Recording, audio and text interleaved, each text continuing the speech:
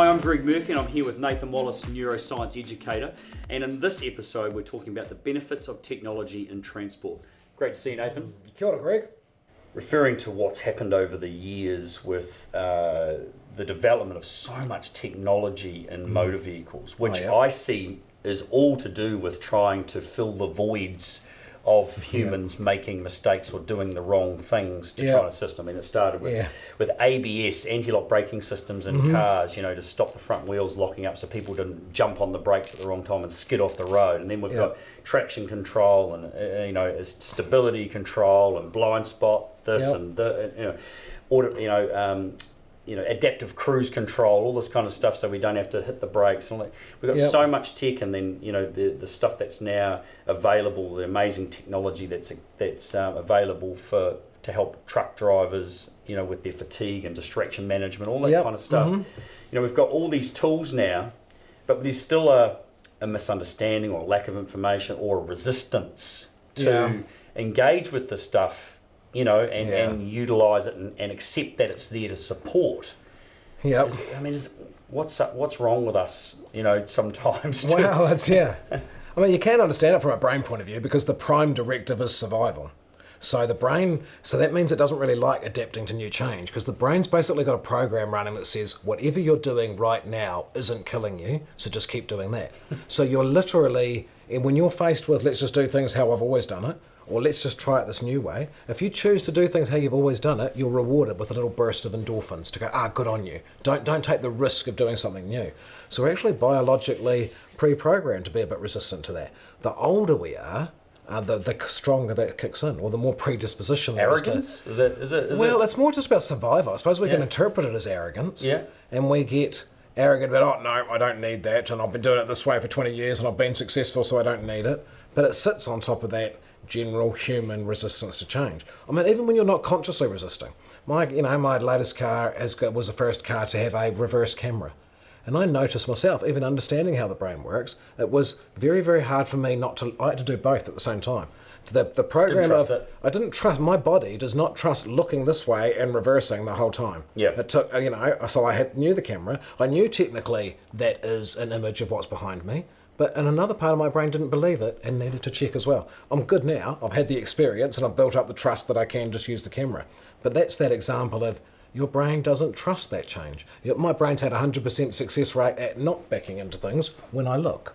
I think it's 100%. But, so it doesn't want to adapt to this new camera one.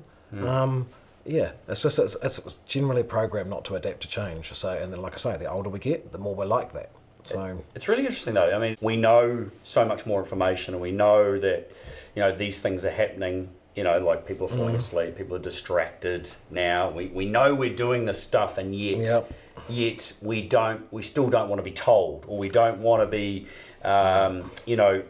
corrected by something that's there to actually help because of our lack of concentration on something like that. That's probably partly a drive to succeed too. I know I'm doing it successfully in the way I'm doing it now, and you want to introduce this new thing that sort of technically tells me is going to be better, but it's not necessarily better. You must have had the same thing in car racing with is there a resistance to new technology I can't think of an example, but having to wear helmets. What example have you had? That's going back a fair while. That goes back, but there probably what's the more recent? There was probably a resistance to wear helmets. Originally. Especially when you look at what they were like, 60 years ago. They didn't really do anything. You're right, absolutely, and I do recall quite vividly. I think it was like 2002 or 2003. A new safety device was introduced, and it wasn't mandatory at the time, but it's become basically mandatory in every racing championship now, which was a head and neck support, so a hands device. Very clever piece of tech, quite simple carbon fibre sort of brace kind of thing that sits over your shoulders. The seatbelts come down over the top of it, and then you tether it to these posts on your helmet. Okay. And it allows you still to move your head and everything, but it's designed to restrict movement in mostly in frontal impacts. So when you come to a complete stop, it stops your head from coming off or coming down to meet the steering wheel or stretching further. And I remember, like, I just hated that whole idea of having this thing that's restricting a little bit of movement. Well, I thought it was. And sitting on my shoulders, it's just totally against it. It's like, nah, it's not. I'll be fine. I'll be, I remember that now. I'm used to doing it this way. Yeah, and how ridiculous that was. But it was just a change. It was a change that I didn't want to know about. But then Holden at the time, we were all factory supported drivers, and they went, here's one of these.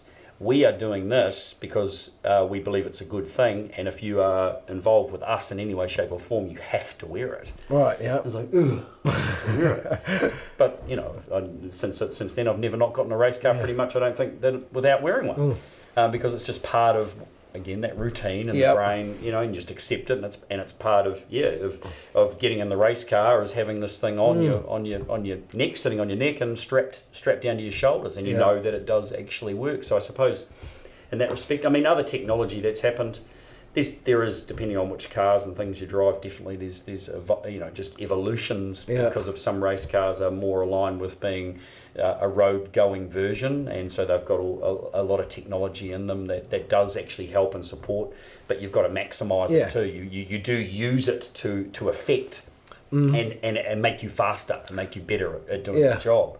And I think there's clearly a lot of technology these days in cars, trucks, road vehicles that is misunderstood, not well informed to the user.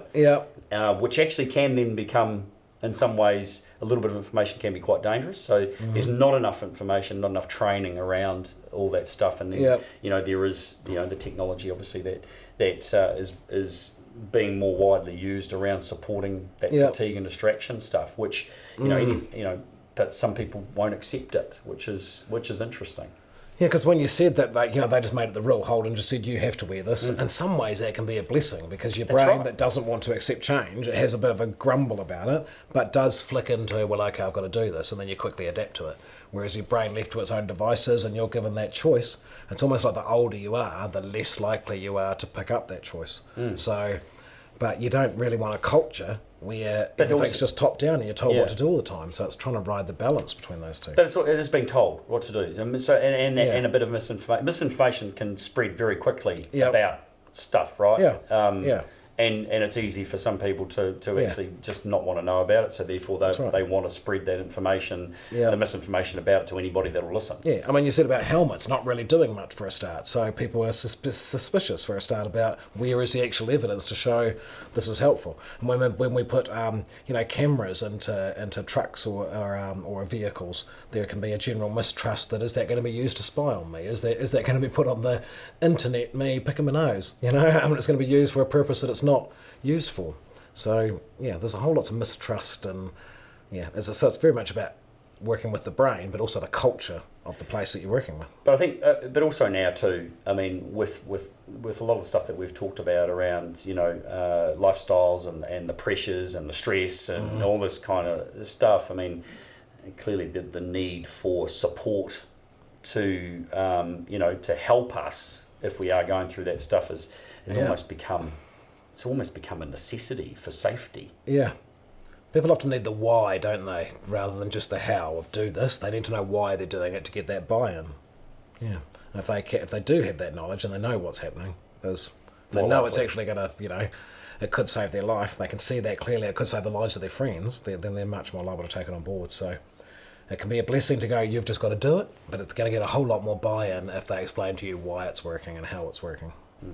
In New Zealand specifically, there's a real culture around driving and continuing to learn and upgrading your skill sets and all this kind of stuff. It doesn't happen. Right. So you're 16 years old, you go get your learner's license, 17 or whatever, you get your restricted and you pass that, and then you get your full license, and whammo, got the plastic bloody little license there, and that's the last of me having to worry about driving. I'm now a pro, I've got my full licenses, so and then we just carry on 10, 15, 20, 30 years down the track. We've done no updates, we haven't been plugged in with the USB and upgraded or anything like that. truck drivers have to go through a bit more rigorous sort of training and to get their licenses and all their different classes and things. Yep. But depending on where you go from there and who you work for will depend on if someone's going, well, you need to go and do this, you need to do that. And it can be, it's one of those things you just put on the back burner all the time. Yep. And sometimes it can be hard to go and get find someone to go and give you some practical training bits and pieces. But simulation is becoming, quite a big thing. VR, all that kind of stuff, of training. So does sitting in a sim and being put through, I mean, I've done a lot of sim driving, race car stuff and bits and pieces, and it's great training. Like, it's become so good.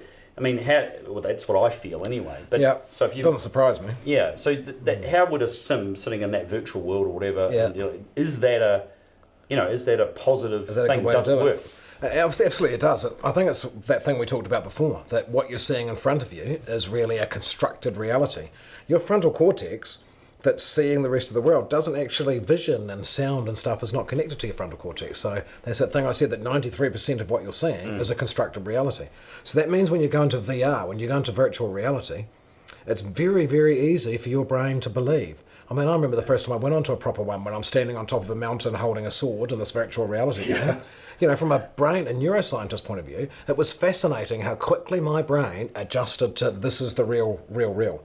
Because this isn't really real. It's 93% a construction of what we think it's going to be. So you apply the same when you go into a VR. It's very easy for your brain to adapt and go, yes, I think this is real. So I think simulators are a great idea. They're really close to being in the real experience because your brain's so easy to fool. It actually made me think, is the world really real? Because if your brain so readily believes the VR game, then of course it would very readily believe this. So, that sort of alternative theory that this world's just a computer animation. After doing VR, I thought, there could be something in that, because your brain does so quickly adapt to the information that you're given and adapt that as real. So I think there's a real role for simulators. They're safer, but your brain sees it as just about as real as actually being out there on the road. Yeah, so being able to recreate real situations that have happened, and then, they do it with aeroplanes, right? I mean, you get certified, signed off on a sim, on a plane. Yes. So, it has to work. You go and reenact a situation on a driving simulator. Yeah. I mean, it's exactly the same thing. Your brain is going to believe, understand, adapt, acknowledge, take in all that information. And it can be exactly the same. I mean, it's sensible, really. Do you want to fly in a plane where someone's just learning? No, not really. You'd rather they've been in the simulator, done that, If we talk about 90 to 100 times in the brain, that when you form a new neural pathway that contains information in the brain, you've got to cover it with myelin, and that's through repetition. It's this layer of fat that acts like an insulator. It tends to take about 90 repetitions or 90 layers of myelin before that is consolidated in the brain. So we talked about how when you're repeating the same thing. Yeah, the same thing. So, when you first learned to tie your shoelaces, that's a motor skill. You had to really focus on make a bunny's ear out of that one. You had to really focus. After you've done that 90 times, it now moves back into that brain number 2 and becomes an automatic. So you can probably tie your shoelaces and talk to me at the same time, because it's now an automatic behaviour. To be safe, you want to get it, to that stage where you've done it so many times, it brings in brain number 2. So a simulator is the perfect way to do that, really. It gives you the 90 opportunities to practice that, so it's really consolidated in the brain.